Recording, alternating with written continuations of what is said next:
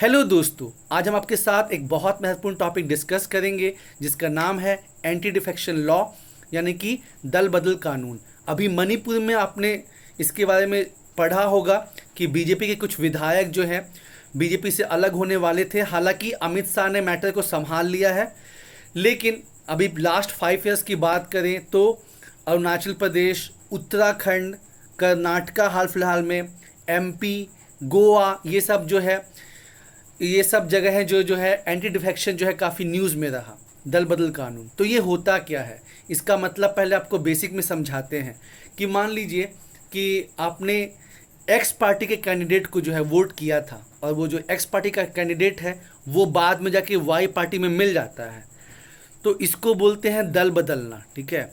तो क्या हुआ कि 1970s के सेकेंड हाफ से, मतलब 1965 के बाद से जो टेंडेंसी है पार्टी चेंज करने की, ये बहुत ज़्यादा बढ़ गई।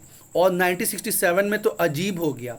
हरियाणा के एक एमएलए थे गया लाल, उन्होंने एक ही दिन में 3 पार्टी चेंज कर ली। फॉर एग्ज़ाम्पल, गया लाल जो है वो ए पार्टी से चुनाव जीत के आए थे, तो बी पार्टी ने कहा कि गया लाल जी आप हमारे पार्टी में आ जाइए, हम आपको 50 लाख रुपया देंगे। तो गया लाल जी जो हैं वो बी पार्टी में चले गए।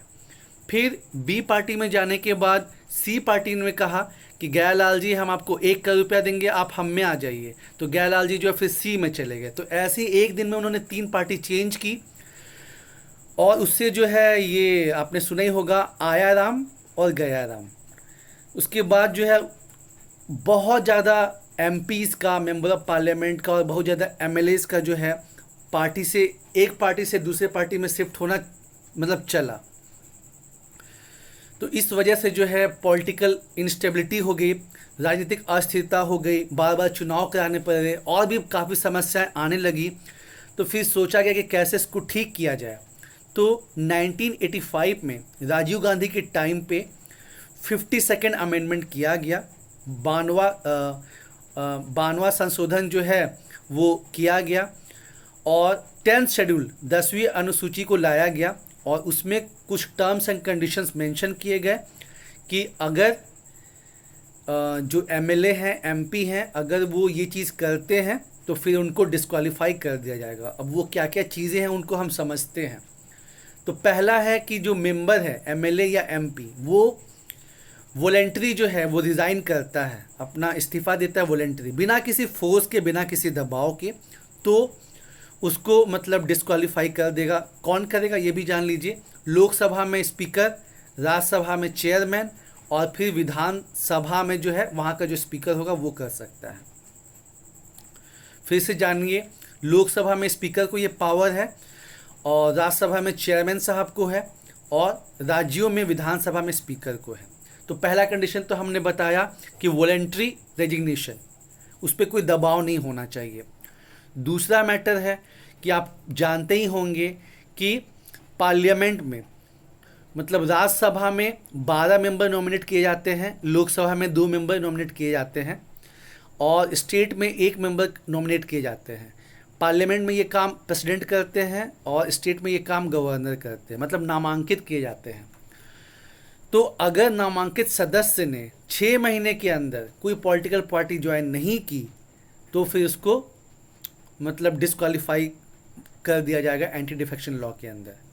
फिर थर्ड कंडीशन है कि जैसे कोई इंडिपेंडेंट कैंडिडेट है, मतलब वो किसी पॉलिटिकल पार्टी से बिलोंग नहीं करता है और वो चुनाव जीता है, चुनाव जीत के वो या तो विधानसभा में या तो पार्लियामेंट में पहुंचा है, और वहां पहुंचने के बाद वो किसी पार्टी को ज्वाइन कर लेता है। बाहर से वो सपोर्ट कर सकता है, लेकिन अगर वो किसी पार्टी को ज्वाइन कर लेता है तो उसको डिस्क्वालीफाई कर दिया जाएगा।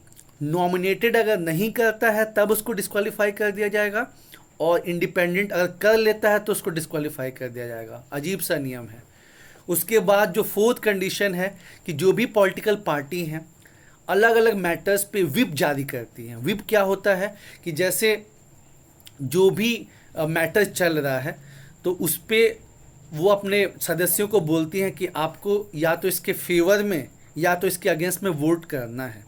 और अगर सदस्य जो है पॉलिटिकल पार्टी का, वो जो पार्टी ने व्हिप जारी किया है, या तो उसके अगेंस्ट में वोटिंग करता है या वो एब्सेंट हो जाता है, तो फिर उसको हम क्या मानेंगे, उसको भी जो है एंटी डिफेक्शन के अंदर जो है वो डिस्क्वालीफाई हो जाएगा। तो ये 4 कंडीशन है। पहला हो गया कि वो वॉलेंटरी अपने मन से जो है वो रिज़ाइन करता है, उस पर किसी तरह का दबाव नहीं है। दूसरा हो गया नॉमिनेटेड मेंबर जो है, नामांकित सदस्य, वो 6 महीने के अंदर किसी पार्टी को ज्वाइन नहीं करते, तब उनको डिस्क्वालीफाई कर दिया जाएगा। तीसरा हो गया जो इंडिपेंडेंट मेंबर हैं, जिन्होंने स्वतंत्र रूप से, उनका कोई पॉलिटिकल पार्टी से लेन देन नहीं है, चुनाव जीता है, और अगर वो किसी पार्टी को ज्वाइन करते हैं तब वो डिस्क्वालीफाई हो जाएंगे एंटी डिफेक्शन के अंदर। और चौथा कंडीशन, अगर एमएलए या एमपी अपने पार्टी द्वारा जो व्हिप जारी हुआ है उसको नहीं मानते या एब्सेंट कर जाते हैं, तो भी उनको जो है एंटी डिफेक्शन उन पे लागू होगा। अच्छा, एक कंडीशन और उस समय अवेलेबल था जो कि बाद में नल एंड वाइट घोषित हो गया, कि अगर मान लीजिए 1/3 मेंबर, फॉर एग्जांपल किसी पार्टी में जो है 3000 मेंबर्स हैं और उसके 1/3 मेंबर यानी कि 1000 मेंबर्स जो हैं वो जाके किसी दूसरे पार्टी में मिल जाते हैं, तो स्टार्टिंग में ये नियम था कि उन पे एंटी डिफेक्शन कानून लागू नहीं होगा। लेकिन फिर बाद में इस चीज़ का जो 1/3 स्प्लिट है इसका बहुत ज़्यादा मिसयूज़ होने लगा, तो फिर 2003 में 91st अमेंडमेंट किया गया और इसको हटा दिया गया। मतलब अब अगर 1/3 मेंबर जाके मर्ज करेंगे दूसरे पार्टी में तो उनको डिस्क्वालीफाई किया जाएगा एंटी डिफेक्शन के अंदर। हाँ, लेकिन अगर मान लीजिए 3000 मेंबर हैं और उसके 2000 मेंबर यानी कि 2/3 मेंबर्स अगर जाके मर्ज करते हैं दूसरे पार्टी में, तब उन पे एंटी डिफेक्शन लागू नहीं होगा। ये इंपॉर्टेंट है। साथ ही साथ 91st अमेंडमेंट से और भी चेंजेस आए, जिसमें ये भी फिक्स किया गया कि पार्लियामेंट में और आपका जो लेजिस्लेचर है वहाँ पे मंत्रिपरिषद का जो टोटल स्ट्रेंथ है वो कितना हो सकता है, तो 15% फिक्स किया गया। मान लीजिए कि अगर किसी विधानसभा में 100 सीट्स हैं तो वहाँ मंत्री कितने हो सकते हैं, 15 हो सकते हैं। तो ये लिमिट भी जो है 91st अमेंडमेंट से ऐड किया गया। मतलब पहले तो 52nd अमेंडमेंट से जो है एंटी डिफेक्शन लॉ आया, 10वीं अनुसूची आई, और उसमें फिर क्या ऐड हुआ, 91st अमेंडमेंट जो हुआ तो उसमें 1/3 स्प्लिट का प्रावधान हटा दिया गया, उसको 2/3 किया गया, और साथ ही साथ काउंसिल ऑफ मिनिस्टर की स्ट्रेंथ कितनी होगी ये भी डिसाइड किया गया 15%। तो ये बहुत इम्पॉर्टेंट है। लेकिन आप जानते ही हैं कि पॉलिटी जो है, राजनीति, ये ज़बरदस्त चीज़ है और घुमा फिरा के कुछ ना कुछ जो है लूप होल निकाल लिया जाता है।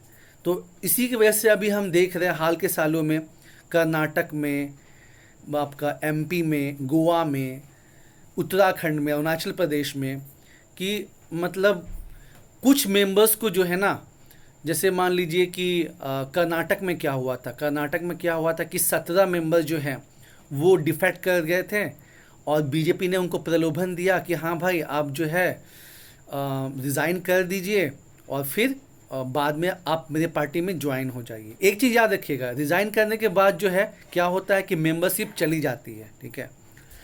तो ऐसे ही हुआ कि जो 17 मेंबर है वो डिफेक्ट किए कांग्रेस के, और मतलब कांग्रेस और एक पार्टी को मिला के 17 मेंबर्स थे वो डिफेक्ट किए, और फिर जो है उनको स्पीकर जो है वो डिस्क्वालीफाई कर दिया। साथ ही साथ क्या हुआ कि उनको चुनाव लड़ने से भी 2023 तक चुनाव लड़ने से भी मना कर दिया। फिर वो 17 लोग जो हैं उन्होंने सुप्रीम कोर्ट में केस दाखिल किया, तो सुप्रीम कोर्ट ने कहा कि ठीक है, स्पीकर की ये पावर है कि वो डिस्क्वालीफाई कर सकता है, लेकिन वो चुनाव लड़ने से रोक नहीं सकता है। और फिर जब दिसंबर में चुनाव हुआ तो 17 में से मैक्सिमम लोग जो हैं वो चुनाव जीत गए बाई पोल्स में, और वो बीजेपी में शामिल हो गए।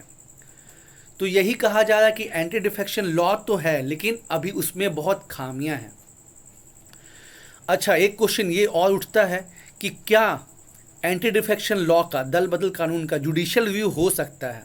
तो देखिए, पहले ये पोजीशन था कि नहीं, जो स्पीकर या चेयरमैन बोल दिए वो फाइनल है और उसको चैलेंज नहीं किया जा सकता है। लेकिन फिर किलहोटो होलहान केस में जो है सुप्रीम कोर्ट ने कहा कि नहीं, ये जो प्रोसेस है स्पीकर की, ये क्वासी जुडिशियल प्रोसेस है और इसका जुडिशियल रिव्यू हो सकता है। तो ये ध्यान रखिएगा कि जो एंटी डिफेक्शन लॉ है उसका जुडिशियल रिव्यू हो सकता है। अब जो है एंटी डिफेक्शन लॉ के जैसे बेनिफिट क्या है और एडवांटेजेस क्या है और डिसएडवांटेजेस क्या हैं। तो एडवांटेजेस जैसे हमने आपको बताया कि इससे जो है दल बदल मतलब पार्टी चेंज करने का जो प्रवृत्ति है उसमें काफ़ी कमी आई है। पूरी तरह से ख़त्म तो नहीं हुआ है, हॉर्स ट्रेडिंग अभी भी होती है, लेकिन इसमें काफ़ी कमी आई है। और इससे जो है पॉलिटिकल स्टेबिलिटी जो है, राजनीतिक स्थिरता बनी है।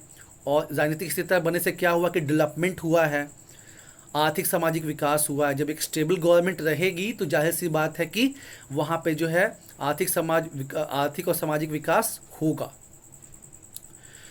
एग्जाम्पल आप ले लीजिए झारखंड का। झारखंड में मात्र झारखंड को बने अभी मतलब 20 साल होने वाले हैं, हो जाएंगे इस साल 2020 में, लेकिन वहाँ मात्र एक ही जो गवर्नमेंट है वो ठीक से अपना टर्म पूरा कर पाई। तो इसके बाद जैसे देखिए वहाँ पे कितनी मतलब जो झारखंड वो कितना ज़्यादा बैकवर्ड रहा। तो एंटी डिफेक्शन लॉ आने से क्या रहा, मतलब कि जो दल बदल पार्टी सिस्टम चेंज करने का जो सिस्टम था उस पर थोड़ा लगाम लगा, पॉलिटिकल स्टेबिलिटी आई। पॉलिटिकल स्टेबिलिटी आने की वजह से सोशल इकोनॉमिक डेवलपमेंट जो है वो बढ़ा, डेमोक्रेसी प्रजातंत्र जो है वो स्ट्रांग हुआ। ये सब तो एडवांटेजेस रहे। और नुकसान क्या हुआ, डिसएडवांटेज, कि देखिए इसमें जो है टाइम पीरियड फिक्स किया नहीं गया है कि जो स्पीकर है या चेयरमैन वो कितने टाइम के अंदर जो है एंटी डिफेक्शन का मैटर जो है वो डिसाइड करेंगे, और टोटली उनके डिस्क्रिशन पे है। और आप जानते ही होंगे कि जो स्पीकर होते हैं वो नॉर्मली जो रूलिंग पार्टी है उसी को बिलोंग करते हैं। तो मतलब इसका इसका मतलब क्या चीज़ है ना कि वो सही फैसला ही करेंगे। सुप्रीम कोर्ट ने अभी हाल फिलहाल में ये बात बोली भी है कि पार्लियामेंट को जो एंटी डिफेक्शन का पावर है वो स्पीकर से ले लेना चाहिए, सुझाव दिया है। क्योंकि ना इसमें बहुत हद तक जो है पार्शलिटी नहीं, मतलब पार्शलिटी होती है, भेदभाव होता है। तो सुप्रीम कोर्ट ने कहा है कि एक तो मतलब स्पीकर से जो है आप पावर ले लीजिए और कुछ अल्टरनेट उपाय देखिए। मतलब ऐसा भी हो सकता है कि जो प्रेसिडेंट साहब हैं पार्लियामेंट के मैटर में, प्रेसिडेंट साहब जो हैं वो इलेक्शन कमीशन से डिसाइड करके जो है एंटी डिफेक्शन करें। सिमिलरली जो है स्टेट पे गवर्नर ये चीज़ करे। और साथ ही साथ एक टाइम पीरियड फिक्स करने को कहा गया है कि एक समय सीमा होनी चाहिए। दूसरी बात यह है कि इसमें अजीबोगरीब सिस्टम है, जैसे कि जो नॉमिनेटेड मेंबर हैं अगर वो पार्टी ज्वाइन नहीं करते 6 महीने के अंदर तो वो डिस्क्वालीफाई हो जाएंगे, लेकिन इंडिपेंडेंट मेंबर कोई पार्टी को ज्वाइन करते हैं तब वो डिस्क्वालीफाई हो जाएंगे। फिर विप के चलते काफ़ी प्रॉब्लम है। मान लीजिए कि मैं बीजेपी का जो है एक एमपी हूँ, लेकिन मुझे बीजेपी के किसी मैटर पे जो है मेरी नाराज़गी है, मैं उससे जो है उस मैटर पे एग्री नहीं हूँ, लेकिन फिर भी अगर बीजेपी विप जारी करेगी तो मुझे जो है पार्टी के साथ ही जाना पड़ेगा, पार्टी की लाइन पे ही जाना पड़ेगा। तो इससे जो अपना जो डिसीजन मेकिंग है ना एमपीज़ और एमएलएज़ का, वो काफ़ी ज़्यादा इफेक्ट होता है। उनके independence, freedom of speech and expression पे जो है ना वो रुकावट लगती है। तो ये सब जो है आपका डिसएडवांटेज है। और ये हाई टाइम है कि बहुत समय हो भी गया है एंटी डिफेक्शन लॉ को बने हुए, तो ये हाई टाइम है कि उसमें अमेंडमेंट लाने चाहिए ताकि जो है ये और मतलब कारगर साबित हो, इफ़ेक्टिव साबित हो। तो दोस्तों उम्मीद है आपको ये टॉपिक पसंद आया होगा। मेहनत होगी, जीत होगी। All the best and thank you.